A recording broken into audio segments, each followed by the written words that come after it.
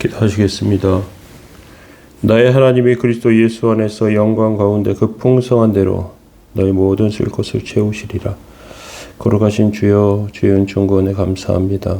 주의 도우심과 은혜가 저희 삶 가운데 넘치게 하시고 하나님의 뜻을 이루며 복되게 주께 드려지는 삶이 되게 하시고 생명과 삶을 허락하신 하나님의 온전하심이 하나님의 영광으로 드러나도록 저희들을 붙들어 주옵소서.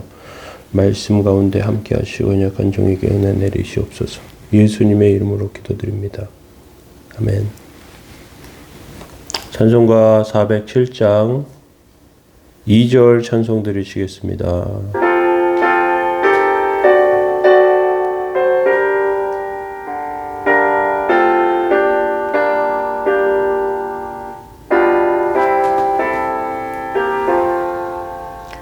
마음속에 시험을 받을 때와 무거운 근심이 있을 때에 주께서 그때도 같이 하사 언제나 나를 도와주시되 언제나 주는 날 사랑하사 언제나 새 생명 주시나니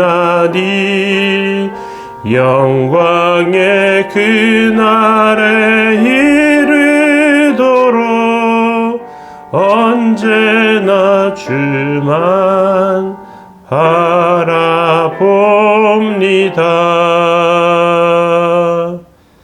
아멘.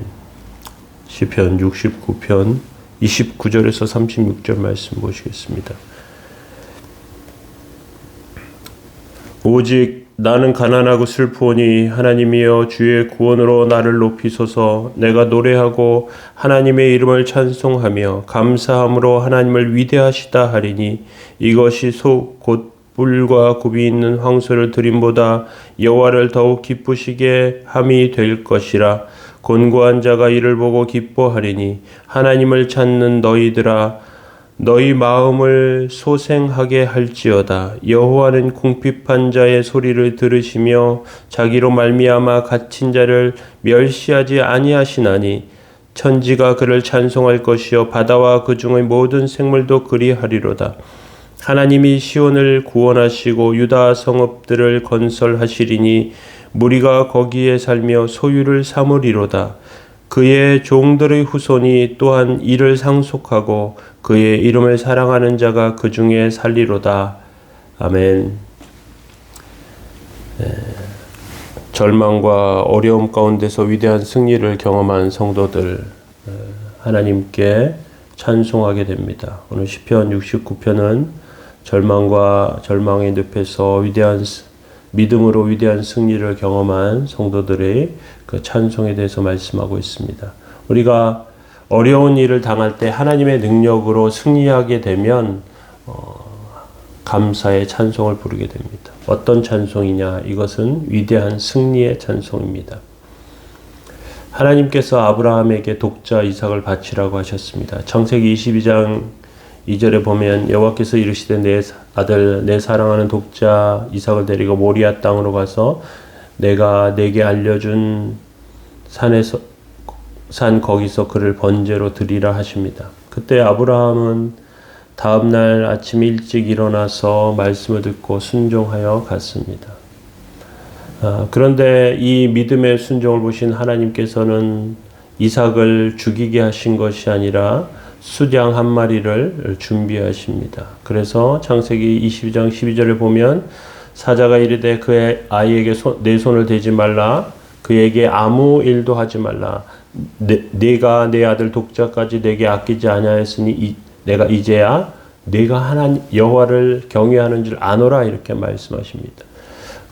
하나님께서는 우리의 믿음을 이미 알고 계시지만 그렇지만 아브라함은 이삭을 드리려고 하는 그 행동을 통해서 자신의 믿음을 증명하게 됩니다. 자신 스스로 그 믿음을 확인하게 되었습니다. 하나님께서 이것을 확실히 보시게 됩니다. 이제 아브라함과 이삭은 산에서 내려올 때 영광스럽게 변화됩니다. 그들의 모습을 통해서 하나님의 위대하심을 드러나게 되는 것이죠.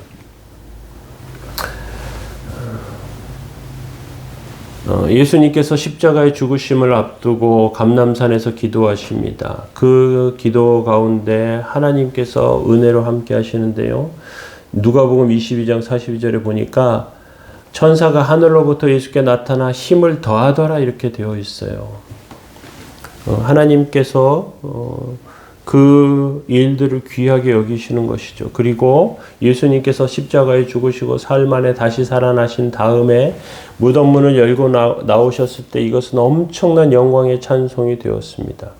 한번 돌이켜 보겠습니다. 우리가 어려움을 당할 때 우리는 너무 어렵고 곤고하여 비참한 기도를 드립니다. 29절에 이렇게 되어 있습니다. 오직 나는 가난하고 슬프오니 하나님이여 나의 구원으로 나를 높이소서. 하나님, 가난하고 슬프다. 이게 얼마나 비참한 고백인지 모릅니다. 나는 세상에서 가장 비참한 사람입니다. 아니, 나는 하찮은 존재입니다. 라고 그렇게 하는 고백인지도 모르겠습니다. 그런데 주의 구원으로 나를 높이소서 이렇게 말하고 있습니다.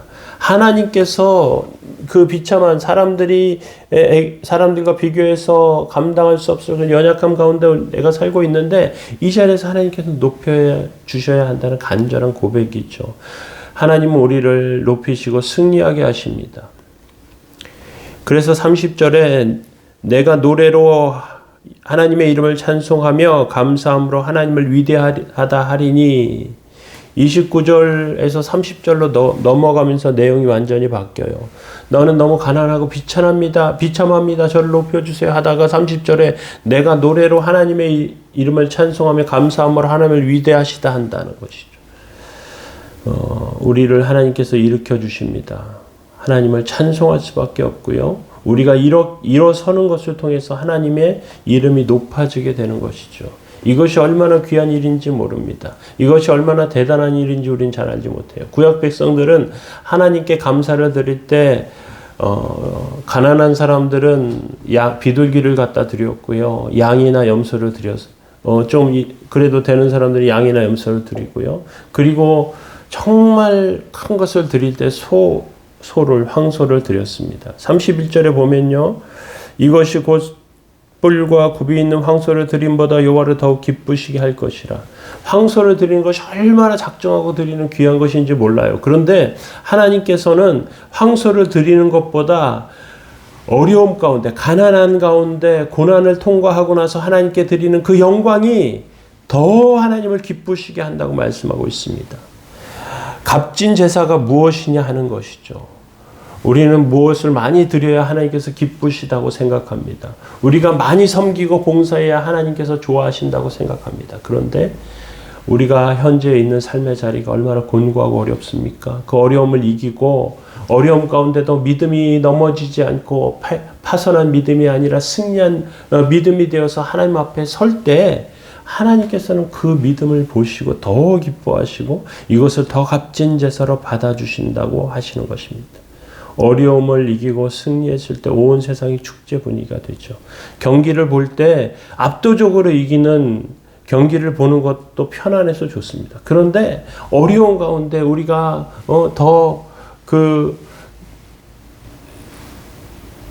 경기력이나 또는 모든 면에서 부족함에도 불구하고 그것을 이기고 승리할 때 이것이 얼마나 큰 기쁨을 주는지 모릅니다.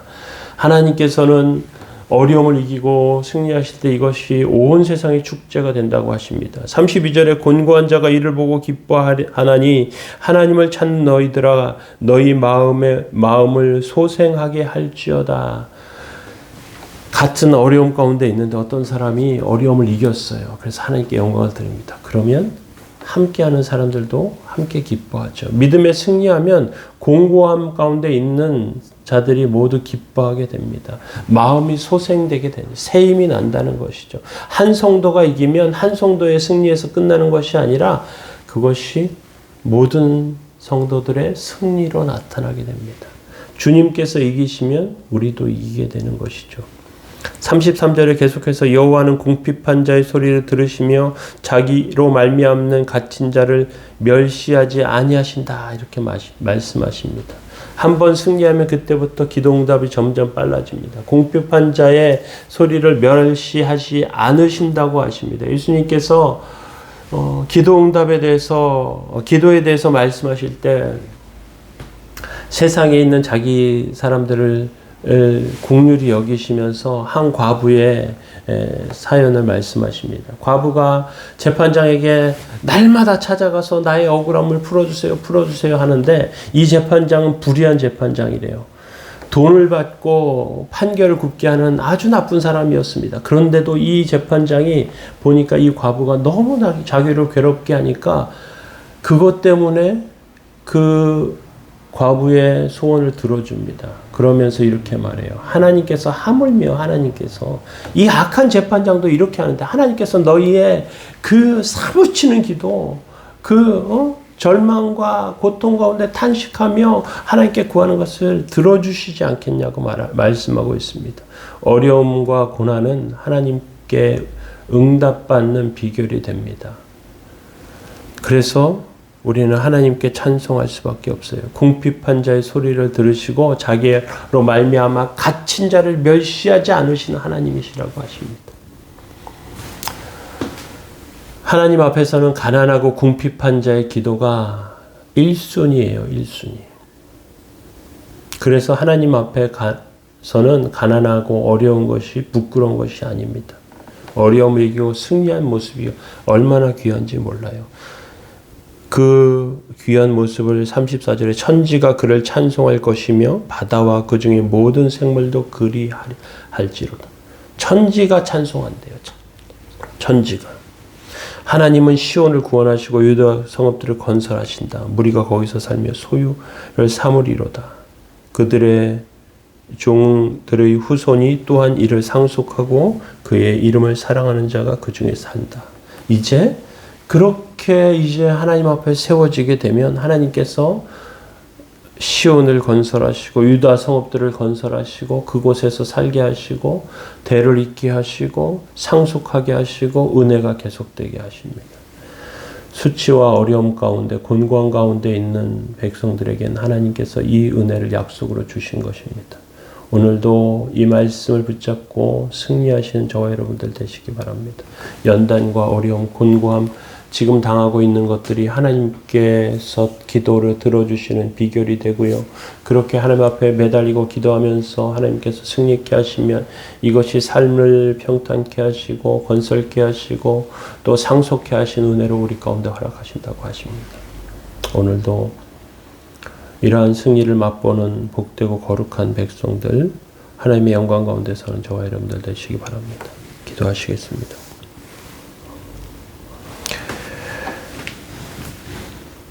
나의 하나님이 그리스도 예수 안에서 영광 가운데 그 풍성한 대로 너희 모든 쓸 것을 채우시리로다.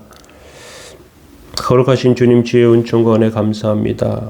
저희들의 삶에 곤고함과 어려움이 있사오나 하나님께서 세우시고 인도하시는 줄 아오니 주님 붙잡게 하시고 믿음의 승리를 삶을 통해 경험케 하옵소서. 아무것도 염려하지 말고 오직 모든 일에 기도와 간구로 너희 구할 것을 감사함으로 하나님께 아뢰라. 그리하면 모든 지각에 뛰어난 함의 평강이 그리스도 예수 안에서 너희 마음과 생각을 지키시리라 말씀으로 약속해 주셨습니다. 저희들 주의 은혜 가운데 서게 하시고 하나님의 도우심과 은총 가운데 주의 응답을 바라며 또 주의 응답을 경험하며 승리의 찬송과 영광을 돌리는 성도들 되게 하여 주옵소서.